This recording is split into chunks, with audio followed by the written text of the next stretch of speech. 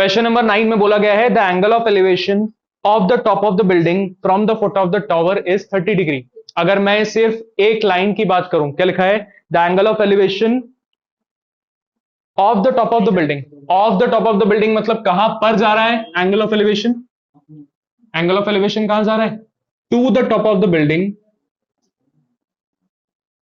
इसके टॉप पे जा रहा है। कहां से जा रहा है कौन बताएगा? From the foot of the tower. एक टावर है, इसका मतलब हमारे पास यहां पर एक टावर भी है जिसके फुट से एंगल ऑफ एलिवेशन कहां जा रहा है? बिल्डिंग के टॉप पे, which is how much degree? 30 degree. फिर से स्टेटमेंट सुनेंगे, क्या बोला गया है? The angle of elevation to the top of the building from the foot of the tower is 30 degree. तो टॉप ऑफ द बिल्डिंग पे एंगल ऑफ एलिवेशन जा रहा है from the foot of the tower, this is tower, is what? 30 degree. फिर आगे बोला गया है आपसे कि and the angle of elevation of the top of the tower from the foot of the building. Angle of elevation of the top of the tower from the foot of the building. Building के foot से इस पे जो angle of elevation गया है that is what? 60 degree. क्या सबको figure समझ में आया? बिल्डिंग के टॉप पे जा रहा है एंगल ऑफ एलिवेशन टावर के फुट से, टावर के टॉप पे जा रहा है एंगल ऑफ एलिवेशन बिल्डिंग के फुट से, दोनों का एंगल है 30 डिग्री एंड 60 डिग्री। हमारे पास फिगर आ चुका है A, B, C and D. Question में बोला गया है the height of the tower is what? 50 metres, so this is 50 metres. Find what? Find the height of building. अब मुझे फिगर दिखाई दे रहा है, कितने राइट एंगल ट्रायंगल्स दिख रहे हैं? दो। Naming A B D, C D B, दोनों में हम क्या लगाएंगे? tan theta. A B C में tan 30 लगाएंगे, सी डी बी में tan 60 लगाएंगे। तो यहां पर हम लगाने वाले भाई गिवन लिख लेंगे सब लोग कि A B is the building, है ना, C D is the tower of height 550 meter, सारे स्टेटमेंट सब लोग लिख लेंगे। उसके बाद मैं ले रहा हूं in right triangle A B D. ABD में क्या लगाएं? tan कितना? एबीडी में क्या लगाओगे? tan 30। बातें क्यों हो रही है भाई? क्या हो गया? क्या हो गया? आ जाओ भाई, कंफर्टेबल हो जाओ। हाँ, क्या लगाएंगे? 10। कौन बोल रहा है 60? कौन बोल रहा है 30? 30 वाले हाथ उठाए भाई, 60 वाले हाथ उठाए। देखो ध्यान से समझना, मैंने नेमिंग क्या लिखा है? A B D, A B D, ये वाला ट्रायंगल है। यहां पर क्या कहीं पर भी 60 डिग्री वाला लाइन मैंने कंसिडर किया है क्या? नहीं। ट्रायंगल कौन सा बन रहा है? ये वाला 90 डिग्री है इसके लिए, तो ये वाला एंगल बच गया which is what? 30 degree. Perpendicular क्या है इसके लिए? ए बी। बेस क्या है इसके लिए? B D. tan 30 क्या होता है? 1/√3। ए बी कितना है? ए बी मुझे निकालना है। बी डी कितना है? बी डी भी मुझे निकालना है। क्रॉस मल्टीप्लाई करो तो आपके पास रिलेशन आ गया, B D is what? A B √3। क्या आ गया? बी डी कितना आ गया? A B √3। ये एक रिलेशन आ गया। अब मैं कौन सा वाला ट्रायंगल यूज करूंगा? In right triangle CDB. CDB में कौन सा डिग्री लगाऊं बताओ? tan 60। परपेंडिकुलर क्या है इसका? सीडी। और बेस क्या है इसका? बीडी। tan 60 क्या होता है? √3 इक्वल्स टू सीडी। सीडी कितना है? 50 अपॉन बीडी। तो अगर मैं बीडी की वैल्यू यहां से निकालूं, कितना आ रहा है? 50/√3। अब देखो मेरे पास यहां पर भी बीडी की वैल्यू थी, यहां पर भी किसकी वैल्यू है? बीडी की वैल्यू है। क्या दोनों को मैं आपस में इक्वेट कर सकता हूं कि नहीं? है ना? या फिर देखो मैंने बोला था किसी भी ट्रायंगल में आप पहले लगा लो, कोई फर्क नहीं पड़ता। अगर मैंने यहां पर पहले लगा दिया होता तो बीडी आता, फिर बीडी की वैल्यू मैं उठा के इसमें पुट कर देता, मेरे पास आंसर आ जाता। या फिर मैंने पहले ये वाला लगा लिया, अब मेरे पास बीडी की वैल्यू आई है, अब दोनों को इक्वेट कर दे तब भी आंसर क्या मिलने वाला है? सेम ही मिलेगा। नाउ मेरे पास दोनों बीडी की वैल्यू है तो मैं बोल सकता हूं A B √3 is equals to what? 50/√3। मुझे तो ए बी की वैल्यू चाहिए, √3 को नीचे लेके आओ, √3 इंटू √3 कितना हो जाएगा? 3। So A B is what?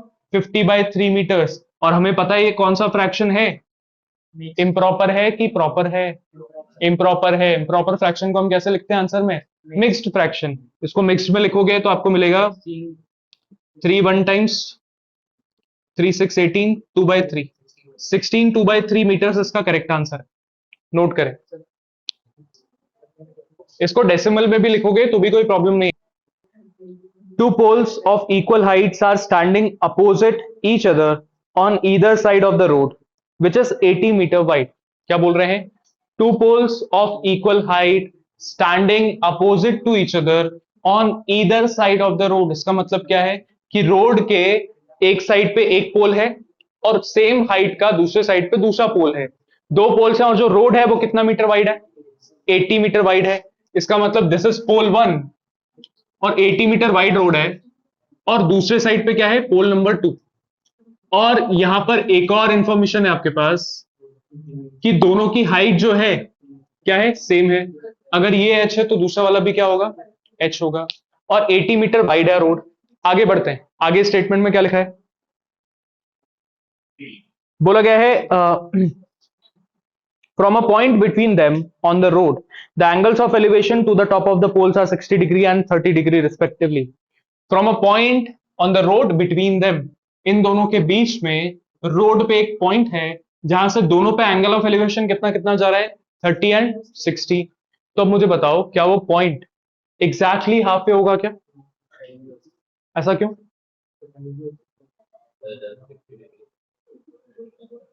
एक जगह एंगल क्या है? 60 डिग्री, दूसरी जगह एंगल क्या है? 30 डिग्री। और मुझे पता है मैं जितना ऑब्जेक्ट के क्लोज जाऊंगा उतना मेरा एंगल ऑफ एलिवेशन क्या हो जाता है? बढ़ जाता है। इसका मतलब जो पॉइंट है वो एक पोल के ज्यादा क्लोज है, तभी एक पोल के पास हम आते आते हमारा एंगल 60 हो जा रहा है और दूसरे पे क्या है? Angle of elevation 30। तो हमने मान लिया इसके पास है, तो ये वाला जो एंगल ऑफ एलिवेशन होगा वो क्या होगा? 60 एंड दिस इज व्हाट? 30। क्या सबको फिगर समझ में आ गया? अब बोला गया है find the height of the pole. Pole की हाइट फाइंड करनी है, एच फाइंड करना है। Also find the distance of this point from both the poles. इस पॉइंट का भी डिस्टेंस आपको फाइंड करना है दोनों पोल से। अब ध्यान से देखना, ये जो पूरा रोड है बीडी इज व्हाट? 80 मीटर्स। अब अगर मैं इसका डिस्टेंस भी फाइंड आउट करना है और इसका डिस्टेंस भी फाइंड आउट करना है, तो लेट्स से मैंने मान लिया this distance is what? X.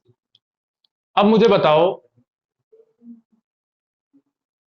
कौन बताएगा भाई? कनक बताओ कि अगर मैंने ये डिस्टेंस x कंसिडर किया है तो रिमेनिंग डिस्टेंस ed कितना हो? x minus ED. कौन कौन बोल रहा है x माइनस 80 होगा? गरिमा?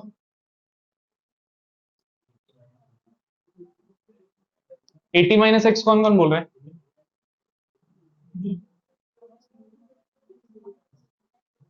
भागेश क्या होगा? 80 माइनस एक्स। क्यों 80 माइनस एक्स होगा? क्योंकि ये पूरा 80 है, उसमें से x आपने यहां पर लिख दिया, तो रिमेनिंग क्या बचा? 80 minus x. So this length is what? 80 minus x. Clear है? अब मेरे पास दो राइट ट्रायंगल्स दिखाई दे रहे हैं, कौन कौन सा? A B E and C D E. दोनों में आप क्या लगाओगे? क्या लगाओगे? Tan theta. In right triangle A B E, tan कितना degree? 60। Perpendicular is what? A B. Base is what? B E. Tan 60 कितना होता है? √3। ए बी कितना है? एच। बेस बीई कितना है? एक्स। तो यहां से मेरे पास एक रिलेशन आ गया कि एच जो है, एच कितना है? √3x है। अब मुझे लगाना पड़ेगा दूसरा ट्रायंगल। इन राइट ट्रायंगल सीडीई, सीडीई में हम लगाने वाले हैं 10 30 इज परपेंडिकुलर। परपेंडिकुलर क्या है? सीडी। बेस क्या है? ईडी। 10 30 कितना होता है? 1/√3। सीडी कितना है अगेन? एच। और ईडी कितना है? 80 माइनस एक्स। क्रॉस मल्टीप्लाई करो, सो 80 माइनस एक्स इज h√3। अब क्या मैं ऑलरेडी h की वैल्यू निकाल चुका हूं? वैल्यू सब्स्टिट्यूट कर दो। So 80 minus x is h की जगह मैं डाल रहा हूं क्या? √3x multiplied by √3। √3 multiplied by √3 is what? 3 into x. X को वहां लेके जाओ, प्लस एक्स हो जाएगा। So 80 is what? 4x। X is what? 20। X आ चुका है 20, बट मुझे हाइट भी आइडेंटिफाई करनी है। हाइट कितना होगा? हाइट कितना था? Height is √3x। √3 into x. So h would be 20 into √3। So height आ चुका है 20 √3 मीटर्स। आपको बोला गया था find the distance of the point from both the poles. इस पॉइंट का b से डिस्टेंस कितना था? x, जो कि मैं निकाल चुका ऑलरेडी, दैट इज 20 मीटर्स। इसका इस वाले पोल से कितना डिस्टेंस है? 80 minus x which is 80 minus 20 which is 60 meters. तो यहां पर हम लिख लेते हैं कि भाई हमारा बीई क्या था, x which is 20 meters, and दूसरा डिस्टेंस था ED which is 80 - x which is 80 - 20 and 60 meters. तो हमने तीनों चीजें निकाली। आखिरी में सब लोग स्टेटमेंट लिखेंगे, the height of the poles are 20 √3 meters, the distance from both the poles of the given point is 20 meters and 60 meters.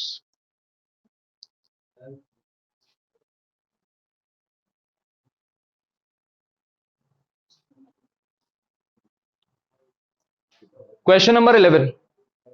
A TV tower stands vertically on the bank of a canal. From a point on the other bank directly opposite the tower, the angle of elevation of the top of the tower is 60 degree. From another point 20 meter away from this point, on the line joining this point to the foot of the tower, the angle of elevation of the top of the tower is 30 degree. Find the height of the tower and the width of the canal. देखो lengthy question है, ध्यान से पढ़ना, एक एक statement ध्यान से सुनना। क्या बोल रहे हैं? TV tower stands vertically on a bank of a canal. मान लो ये कैनाल है, यहां से लेकर यहां तक क्या है, कैनाल है ना, फ्लो हो रहा है यहां से पानी, हम मान के चल रहे हैं ऐसे में। बोल रहे हैं on one side of the canal क्या है, टावर है, ये हमने बना दिया टावर ए बी। फिर बोला गया है कि from a point on the other bank directly opposite the tower, इसके दूसरे किनारे पे which is directly opposite to the tower, यहां पर एक पॉइंट है। The angle of elevation to the top of the tower is how much degree, is 60 degree. यहां तक सबको समझ में आ गया? क्या बोला? कैनाल है, कैनाल के दो क्या है, क्या है, दो साइड्स हैं।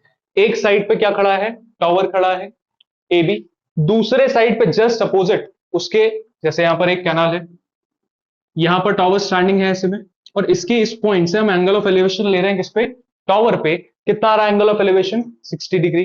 फिर बोल रहे हैं आगे ध्यान से पढ़ना, आगे बोला गया है from another point 20 meter away from this point, इस पॉइंट से एक और पॉइंट है 20 meter away, so this distance is 20 meter. यहां से अगेन एंगल ऑफ एलिवेशन कितना डिग्री जा रहा है to top of the tower, is 30 degree. मुझे बताओ यहां पर विड्थ ऑफ कैनाल क्या है, विड्थ ऑफ कैनाल क्या है, बीसी है, सीडी है, क्या है, विड्थ ऑफ कैनाल क्या है, बीसी है कि सीडी है, क्या है, बीसी कि सीडी, सीडी। कंफ्यूजन क्यों है भाई, बहुत बेसिक सा क्वेश्चन है। बोल रहे हैं आपके पास कैनाल है जिसके एक पॉइंट पे, एक साइड पे, एक बैंक पे टावर है, दूसरे साइड पे उसका एंगल ऑफ एलिवेशन 60 आ रहा है, तो यही तो विड्थ हुई जहां से ये दोनों पॉइंट हैं, एक ये रहा टावर का पॉइंट, दूसरा एंगल ऑफ एलिवेशन वाला पॉइंट, तो this is width of canal, that means BC, या हम मान लेते हैं एक्स है। और हमें फाइंड आउट करना है height of the tower, that is H. दो चीजें फाइंड आउट करनी है, एच और width of canal that is x. कितने राइट एंगल ट्रायंगल दिखाई दे रहे हैं, दो, कौन कौन से, ए बी सी और ए बी डी।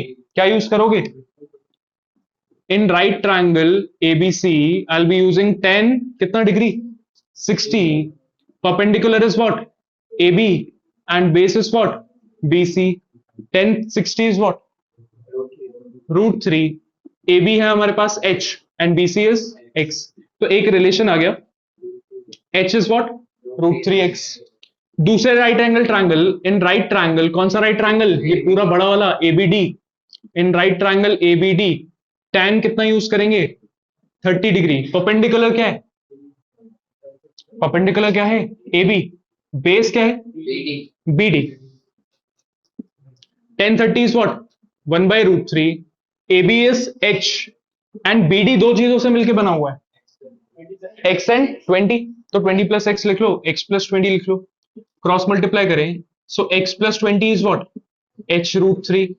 क्या मैंने h की वैल्यू ऑलरेडी निकाल के रखी हुई है, क्या निकाली थी, √3x, सब्स्टिट्यूट कर दो, so √3x multiplied by √3, so x plus 20, √3 into √3 is 3x, x को माइनस में लेके आओ, 3x minus x is 2x, so 20 equals 2x, 2 को नीचे लेके आओ, x is what, 10 meters, so width of canal is what, 10।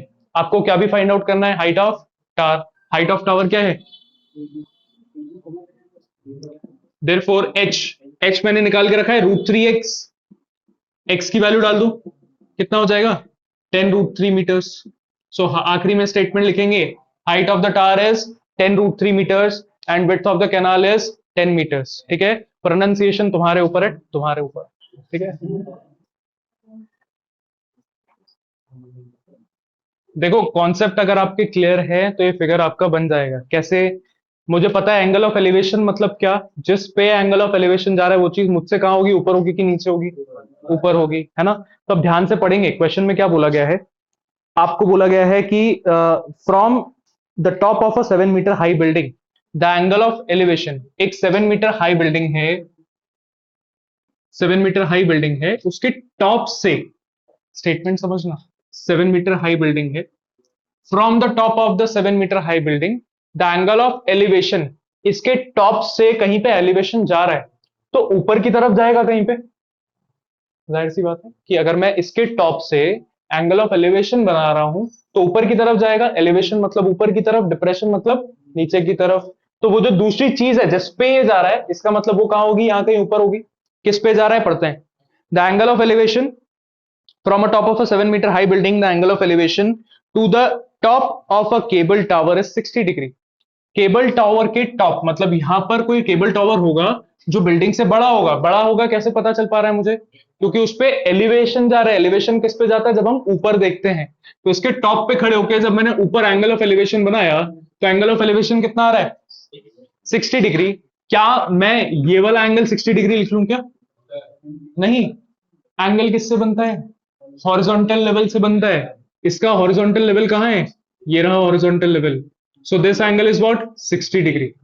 अब आगे बढ़ते हैं।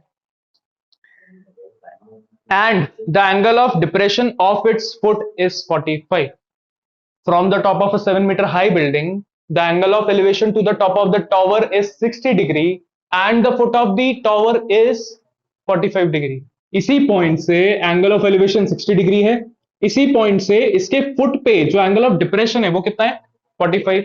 अब डिप्रेशन वाला एंगल मैं यहां पर 45 लिखूंगा क्या? डिप्रेशन भी किसके साथ बनता है, लाइन ऑफ हॉरिजॉन्टल लेवल के साथ, विच इज 45 डिग्री। क्लियर है, सबको समझ में आ गया, फिगर सबको क्लियर है। A B is what, this is building. C D E, this is what cable tower. Clear है। अब यहां पर आपको आइडेंटिफाई क्या करना है, find the height of the cable tower. कैसे फाइंड करेंगे पहले समझ लो भाई, सब लोग बाद में लिख लेना। सबका ध्यान यहां पर, सबका ध्यान सामने, कोई भी लिखेगा नहीं, दिया भी नहीं लिखेगी। आगे बढ़ते हैं। यहां पर ये हमारे पास अगर 7 मीटर्स है तो क्या मैं बोल सकता हूं दिस इज ऑल्सो 7 मीटर्स। और अगर आपको फाइंड करना है find the height of the tower, height of the tower ये 7 मीटर हो गया, तो बचे हुए को मैं क्या कंसिडर कर लेता हूं एच। एच ले लो, एक्स ले लो, तुम्हारे ऊपर है। अब यहां पर मुझे दो राइट एंगल ट्रायंगल्स कौन से लेने चाहिए, कौन बताएगा? कौन बताएगा मुझे यहां पर कौन से दो राइट एंगल ट्रायंगल्स लेने चाहिए? एडीसी तो सब लोग बोल रहे हैं, एडीसी सबको दिखाई दे रहा है। दूसरा एडीई, ऐसा पक्का? कोई ऐसा तो नहीं बोल रहा ए बी ई भी ले सकते हैं? देखो ले भी सकते हैं, दोनों चीजें कर सकते हैं। ध्यान देना कैसे कर सकते हैं। यहां पर ये लाइन हॉरिजॉन्टल जा रही है, ये लाइन भी हॉरिजॉन्टल जा रही है, that means these are parallel to each other. तो क्या यहां पर ऑल्टरनेट इंटीरियर एंगल से 45 डिग्री नहीं हो जाएगा ये? और अगर ये 45 हो गया तो यहां पर भी एक राइट एंगल ट्रायंगल बन रहा है, इसमें भी मैं लगा सकता हूं।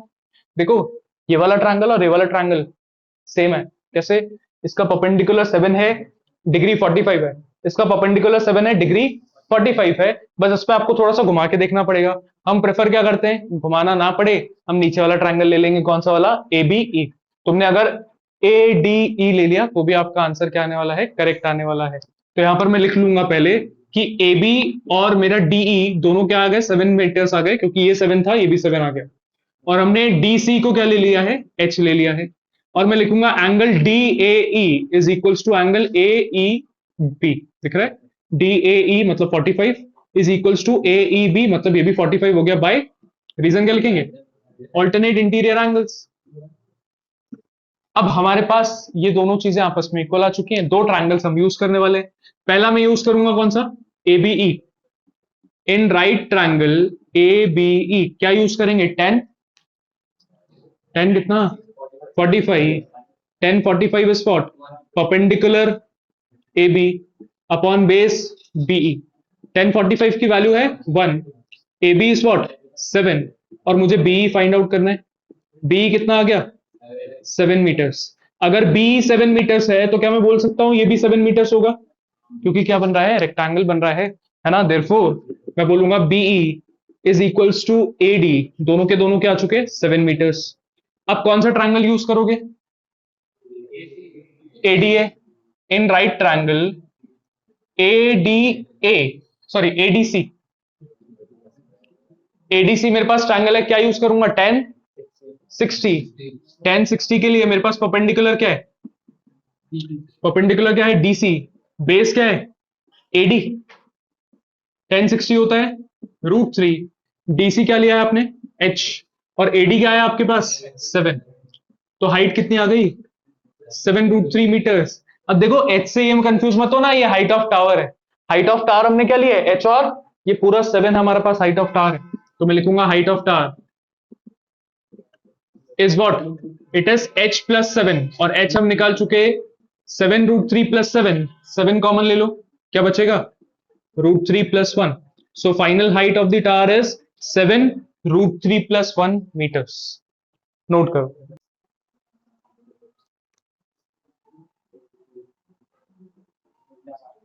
Question number 13।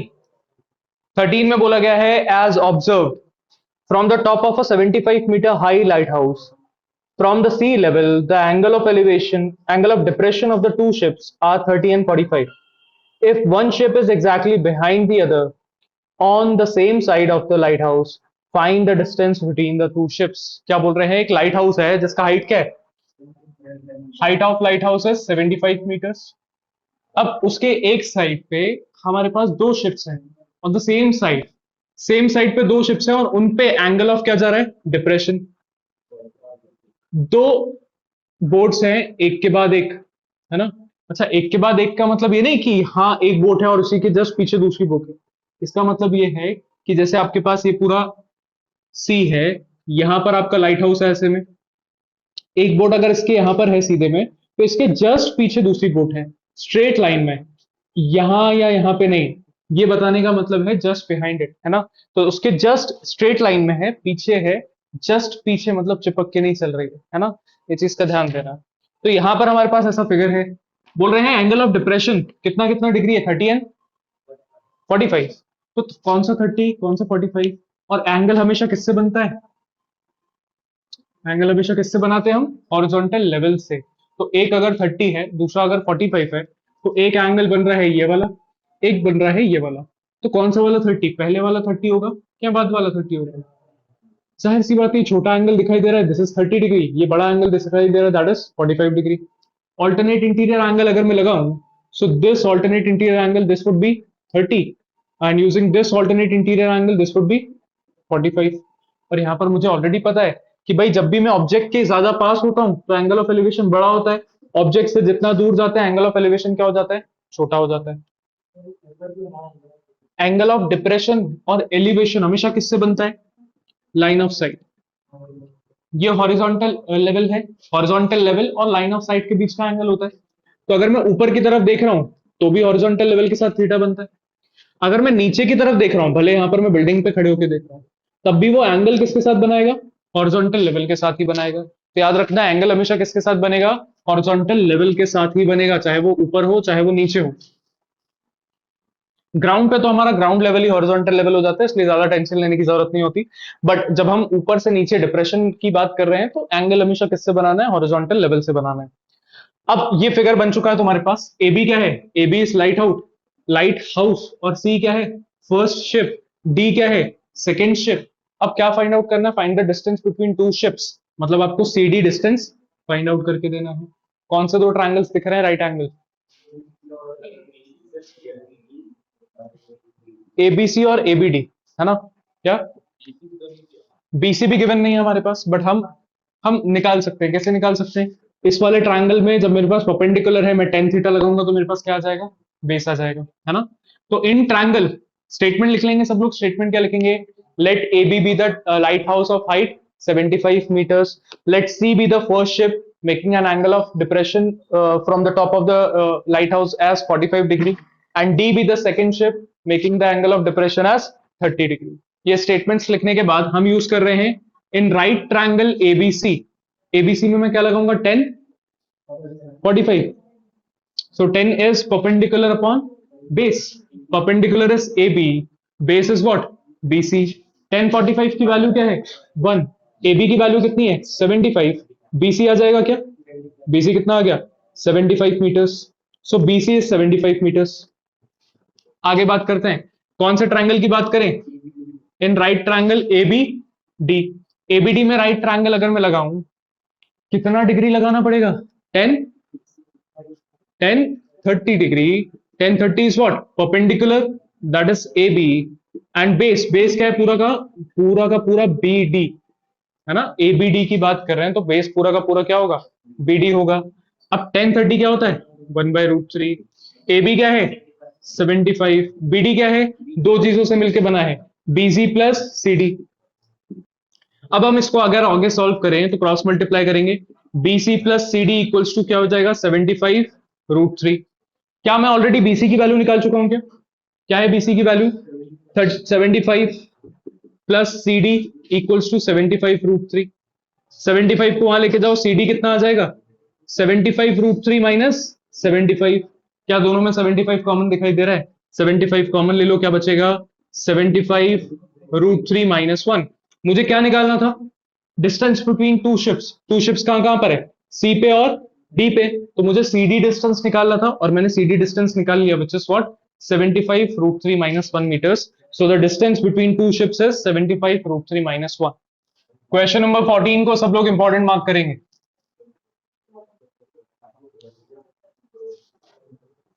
A 1.2 meter tall girl spots a balloon moving with the wind in a horizontal line at a height of 88.2 meters from the ground.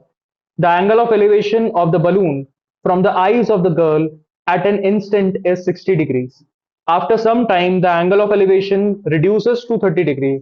Find the distance traveled by the balloon during this interval. बोल रहे हैं कि एक 1.2 metre tall girl है, हमने बना दिया 1.2 metre tall girl. Clear है? वो क्या कर रही है? एक बलून को स्पॉट कर रही है ऊपर की तरफ। जब वो पहली बार बलून को स्पॉट कर रही है तो बलून की हाइट कितनी है? 88.2 मीटर्स। अब बलून है, वो कैसा मूव कर रहा है? हॉरिजॉन्टली मूव कर रहा है। हॉरिजॉन्टली मूव करने का मतलब क्या है? अगर अभी यहां है तो थोड़ी देर बाद उस कोने में दिखाई देगा, थोड़ी देर बाद और आगे दिखाई देगा। वो कैसे मूव कर रहा है? हॉरिजॉन्टली मूव कर रहा है, वर्टिकली मूव नहीं कर रहा।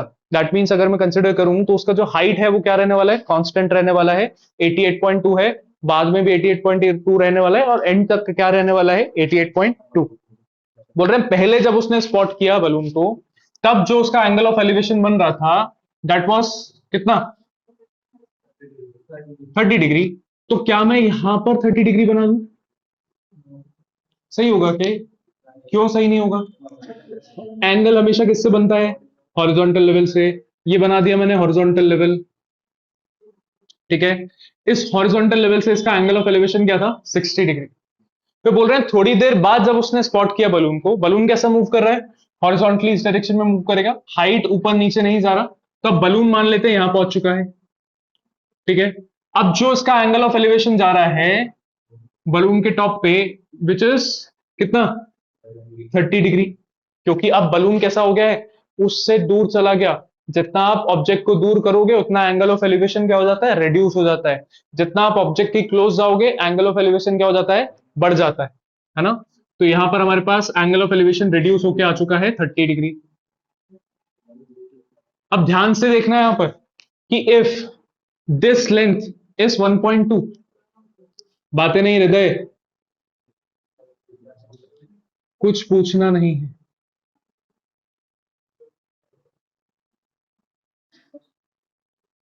ध्यान दें सब लोग।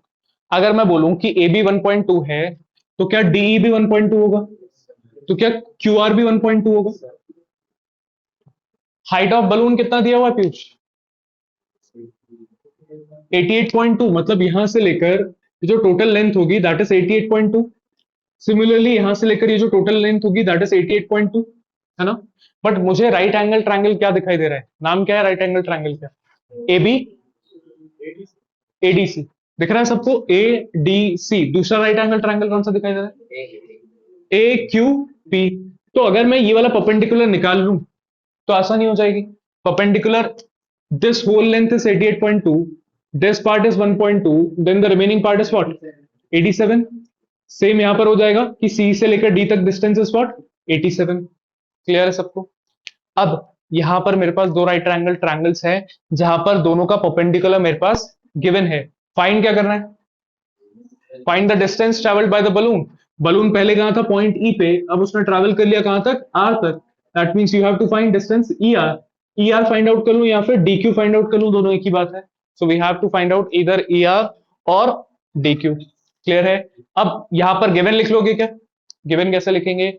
Late A B the girl of height 1.2, let point E be the point on the ground where she spotted the balloon for the first time at the height of 88.2 meters, making the angle of elevation as 60 degree.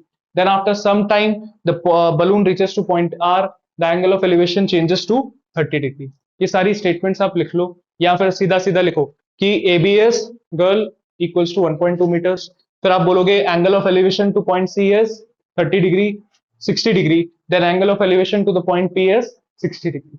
इतना भी लिखोगे तो भी चलेगा। आगे बढ़ते हैं। कौन से दो ट्रायंगल्स यूज कर रहे हैं? इन राइट ट्रायंगल एडीसी कितना डिग्री? एडीसी में कितना डिग्री है? 60 डिग्री। सबको समझ में आ रहा है? एडीसी ये पूरा एंगल ले रहे हैं हम 60 degree. So using 10 60, 10 is what? Perpendicular, perpendicular है सीडी अपॉन बेस कितना है? एडी। अच्छा उससे पहले लिख लेना सारी चीजें, यहां ध्यान दो, लिख लेना सारी चीजें कि A B DE and Q R all are 1.2 meters. क्या हो गया? कोई डाउट? कोई दिक्कत परेशानी? बता दो कनक, पक्का?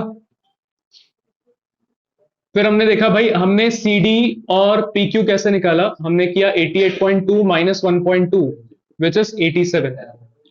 अब 1060 हम लिखा चुके हैं perpendicular upon base. 1060 is what? √3।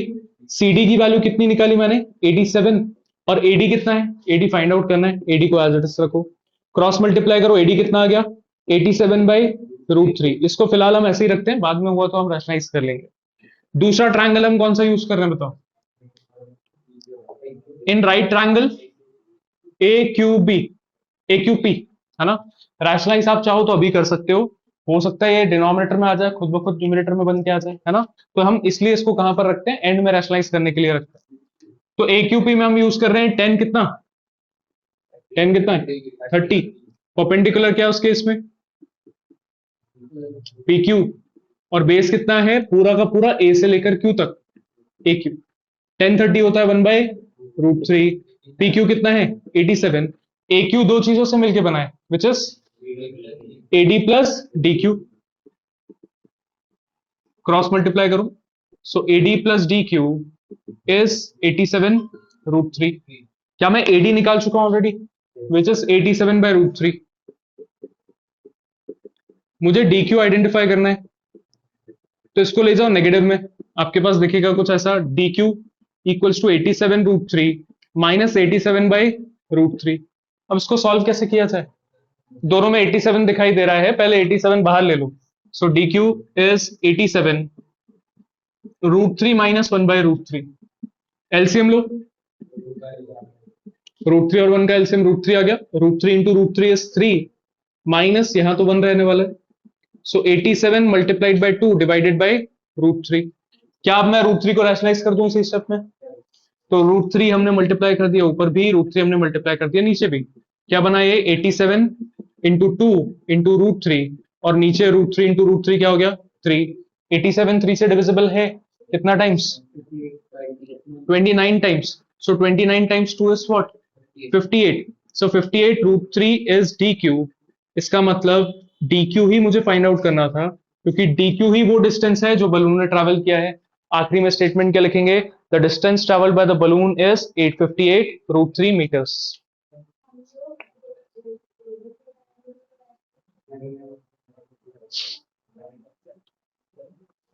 Question number 15, जिनके पास ओल्ड बुक है वो क्वेश्चन नंबर 16 कैंसिल कर दो, क्वेश्चन नंबर 16 डिलीटेड है।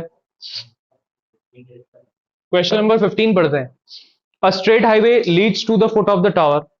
अ man standing at the top of the tower observes a car at an angle of depression of 30 degree. क्या बोल रहे हैं, एक क्या है, एक टावर है जिस जिस पे क्या आ रहा है, हाईवे डायरेक्टली उसकी तरफ आ रहा है। That means this is highway जो डायरेक्टली उसकी तरफ आ रहा है।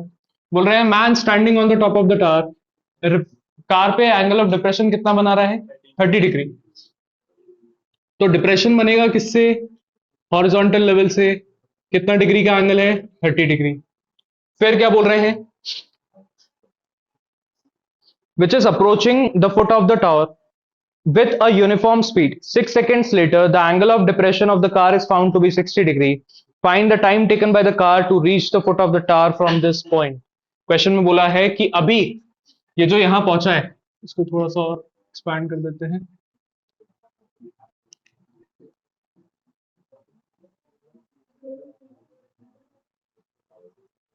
बातें नहीं, सबका ध्यान यहाँ पर। क्वेश्चन में बोला गया है कि हमारे पास एक कार है, let's say A B star. यहाँ पे टॉप पे एक पर्सन खड़ा है जो कार पे एंगल ऑफ डिप्रेशन बना रहा है कितने डिग्री का, 30 डिग्री का। आफ्टर 6 सेकेंड्स क्या हो रहा है, दिया बताओ।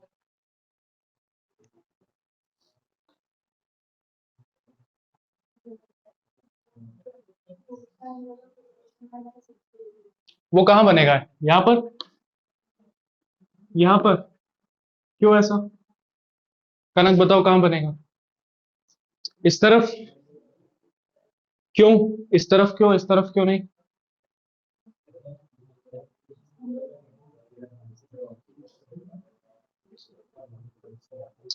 कार क्या कर रही है, car is approaching the foot of the tower, मतलब कार किस तरफ मूव कर रही है, इस तरफ मूव कर रही है। तो अब कार अगर 6 सेकंड बाद कहीं पर होगी तो उस तरफ तो नहीं होगी, किस तरफ होगी, इसी तरफ होगी। अब जो एंगल ऑफ डिप्रेशन बन रहा है दैट इज व्हाट, 60 डिग्री। इसको यहां से लेकर यहां तक सीडी डिस्टेंस कवर करने में कितना टाइम लग गया, 6 सेकेंड्स लगा। कितना लगा, 6 सेकेंड्स लगा। मैंने गलत थोड़ी बोला।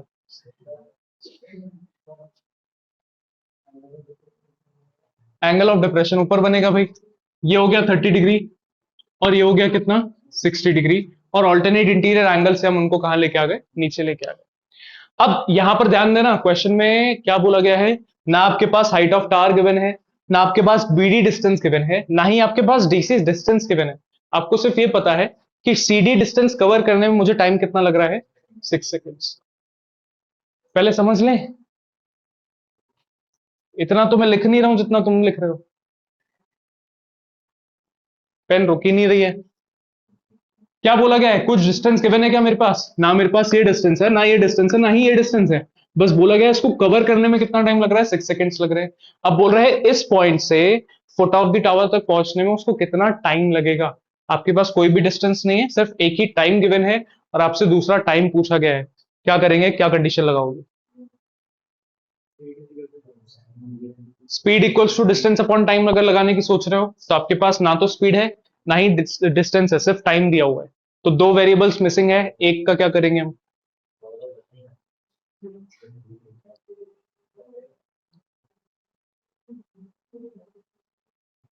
देखो, अगर मैं यहां पर कुछ ऐसा प्रूफ कर दूं कि distance B D is 2 times of C D, क्या लिखा मैंने, if B D is 2 times of C D, ऐसा अगर मैं प्रूफ कर दूं, क्या मैंने यहां पर कहीं पे डिस्टेंस वैल्यू रखी है क्या बीडी की, क्या यहां पर सीडी का डिस्टेंस वैल्यू लिखा है क्या, नहीं लिखा। मैंने सिर्फ इतना प्रूफ किया है कि बीडी जो है वो 2 टाइम्स है किसका, सीडी का। मतलब जितना डिस्टेंस ये है उसका 2 टाइम्स डिस्टेंस ये है। ये अगर 10 किलोमीटर है तो ये 20 किलोमीटर होगा। तो अगर 10 किलोमीटर कवर करने में 6 सेकेंड्स लग रहे हैं तो 20 किलोमीटर कवर करने में कितना लगेगा, 12 सेकेंड्स, है ना। तो मुझे सिर्फ इतना पता करना है कि बीडी और सीडी का क्या रिलेशन। अब वो 2 टाइम्स हो सकता है, 3 टाइम्स हो सकता है, 4 टाइम्स हो सकता है, डिवाइडेड बाय 2 हो सकता है, डिवाइडेड बाय 3 हो सकता है, कितना भी हो सकता है। जैसे अगर मेरे पास आ गया कि BD is half of CD, half है तो टाइम भी हाफ लगेगा भाई, कितना, 3 सेकेंड्स लगेंगे। तो हमें सिर्फ रिलेशन फाइंड आउट करना है, वैल्यू फाइंड आउट करने की जरूरत नहीं है। अब कैसे फाइंड आउट करेंगे भाई, मुझे पता है साफ साफ दो ट्रायंगल्स दिख रहे हैं, दोनों में टेन थीटा लगा दो, आंसर मिल जाता है। पहला ट्रायंगल कौन सा दिखाई दे रहा है, in right triangle A B D, क्या लगाएंगे, 10 60, परपेंडिकुलर क्या है, ए बी, बेस कितना है, B D, 1060 is what, √3, A B भी नहीं है मेरे पास और बी डी भी नहीं है, क्रॉस मल्टीप्लाई करोगे तो ए बी कितना मिल गया आपको, √3 BD। और कोई रिलेशन मुझे यहां से नहीं दिखाई दे रहा। मुझे किस किस का रिलेशन चाहिए, मुझे रिलेशन चाहिए बीडी और सीडी का। बीडी और सीडी रिलेशन निकालने के लिए मैं दूसरा वाला ट्रायंगल यूज करूंगा, in right triangle A B C. ABC में मैं क्या लगाऊंगा, 10 what, 1030 degree, which is perpendicular, perpendicular क्या है इसका, ए बी, और बेस क्या है पूरा बी से लेकर सी तक, B C, 1030 is 1/√3, A B as it is रखा मैंने, बीसी दो चीजों से मिलकर बन रहा है, BD and DC, so BD plus DC, cross multiply करोगे तो बीडी प्लस डीसी आपको क्या मिलेगा, ए बी इंटू √3। क्या मैं एबी की वैल्यू ऑलरेडी निकाल चुका हूं, दैट इज √3 BD, सब्स्टिट्यूट करो, BD plus DC equals to AB की जगह पर मैं पुट कर रहा हूं √3 BD, एंड मल्टीप्लीकेशन में ऑलरेडी क्या है, √3, √3 इंटू √3 क्या हो जाएगा, 3, तो 3 BD, BD को यहां लेके जाओ, सो DC इज व्हाट, 2 BD। तो अगर मैं BD का रिलेशन निकालूं, BD is what, half of DC। क्या रिलेशन बना यहां से कि this BD distance is what, half of CD। तो अगर CD को कवर करने में 6 सेकंड लग रहे हैं तो इसके हाफ डिस्टेंस कवर करने में कितना टाइम लगेगा, 3 सेकंड्स। तो बस अब आपको स्टेटमेंट लिखना है, हम लिखेंगे since BD is half of DC, therefore time taken to cover BD is what, half of time taken in DC। कितना लगा था, 6 सेकंड, तो अब टोटल कितना लगेगा, 3 seconds. So time taken to cover BD is 3 seconds, मतलब अब उसको पॉइंट डी से फुट ऑफ द टावर तक आने में कितनी देर लगनी है, 3 सेकंड्स लगने। एग्जाम्पल नंबर 2, एन इलेक्ट्रिशियन, मैं जिससे पूछूंगा वो आंसर देगा भाई इस क्वेश्चन में। An electrician has to repair an electric fault on a pole of height 5 meters. She need to reach a point 1.3 meter below the top of the pole to undertake the repair work. What should be the length of the ladder that she should use, which, when inclined at an angle of 60 degree to the horizontal, would enable her to reach the required position? Also, how far from the foot of the pole should she place the foot of the ladder? कौन explain करेगा question,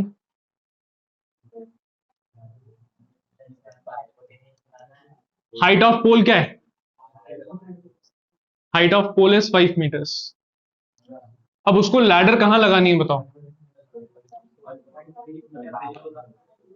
top से 1.3 metres नीचे, मतलब यहां पर उसको ladder लगानी है ऐसी, और उस लैडर का इंक्लिनेशन कितना डिग्री होना चाहिए, 60 डिग्री होना चाहिए। आपसे पूछा गया है find the length of the ladder that she should use, मतलब आपको हाइपोटेनस निकालना है।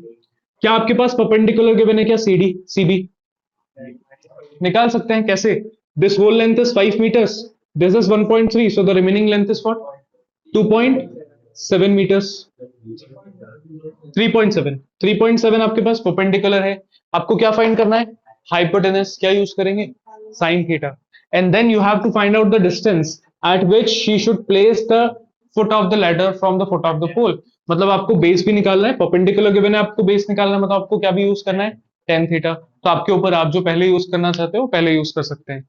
In right triangle PCD CBD मैं यूज कर रहा हूं पहले 1060, 1060 is perpendicular CB upon base BD।